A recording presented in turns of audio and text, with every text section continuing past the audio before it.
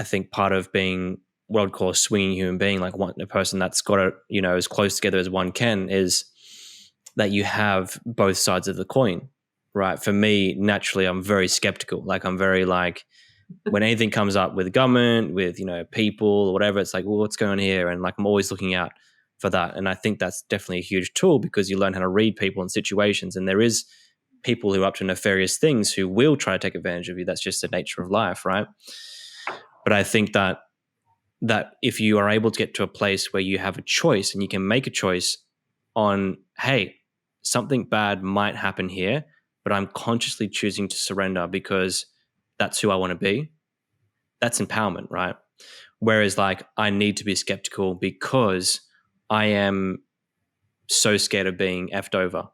Yeah. Now the flip side of that is like, I know all things will work out in the long run and I fully trust and I fully surrender, but I'm choosing to be skeptical right now because it's the right thing to do. Like you want to be conscious with it, right? And I think that's the huge distinction piece, at least from my side. I love the definition of, because my wheelhouse is self-responsibility. So I like it absolutely with the issue of I'm choosing. Great. So right now I'm choosing to surrender or I'm choosing to not surrender, but getting very real with the fact that it's me that's choosing. I'm choosing to be happy. I am choosing to be upset. And in every choice that I make, there's a potential for light and shadow. There's a potential for good and bad. There's a potential for right and wrong in all of those things. And it's me that's doing the choosing. So that's a hugely, hugely important thing. Yeah, and there's people out there that will like get off and effing people over. And I think that you said the light and shadow there. And I think that you get maybe on a tangent here, but like Carl Jung says with the dark and the light, like we see that a lot in people. And I think we need to acknowledge that in ourselves. Like we have that dark and light in ourselves, and that there is a part of us that, will enjoy doing certain things that are quote unquote bad. But one of the people that I work with, he's how would you put it? He's one of those people that like he can't put a label on. He's got so many tools in his toolbox that he just helps people. He helps people win, right? And he has this technology called characterology that he uses, and along with like a whole bunch of other stuff. And one of the things that we worked on together was those parts of myself that I thought were bad. Like for example, like joking around too much in certain situations, or being a bit of a goofball, like a bit of a jester in a way, to relationship stuff, like being anxious in relationships or these weird feelings of abandonment or whatnot.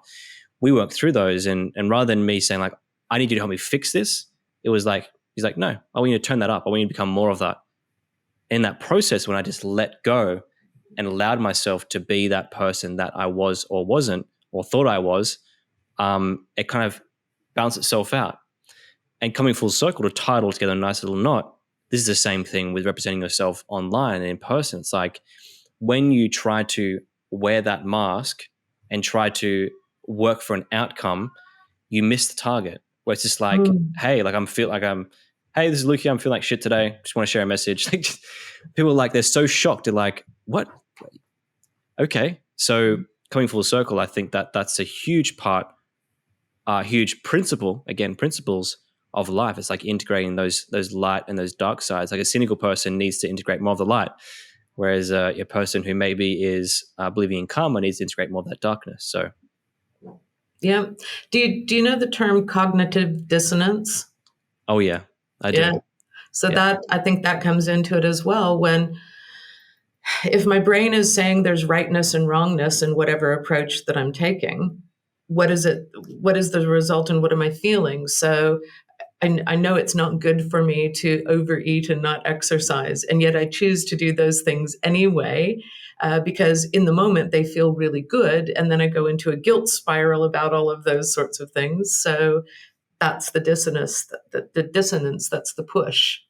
So if I can just be with that friction,